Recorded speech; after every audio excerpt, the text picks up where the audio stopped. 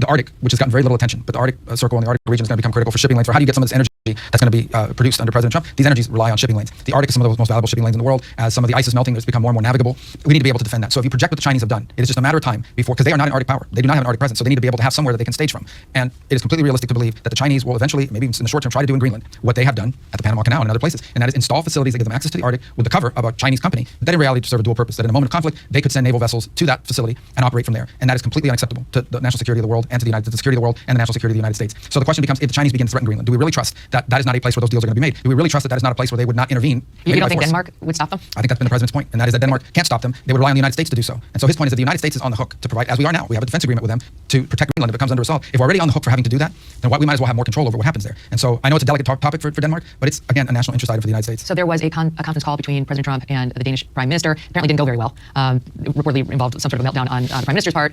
They don't want to give it up. So what options does that leave us? Because President Trump did not rule out economic or potentially military use. Well, I think President Trump, what he has said publicly is he wants to buy it. He wants to pay for it. And how we work on something like that, how something like that is approached, obviously is probably done better in the appropriate forums. A lot of stuff is done publicly, and it's not helpful because it puts the other side in a tough spot domestically. So those conversations are going to happen. But this is not a joke. Like what he's saying is pretty accurate. People talk about it for years. This is not about acquiring land for the purpose of acquiring land. This is in our national interest, and it needs to be solved. President Trump's put out there what he intends to do, which is to purchase it.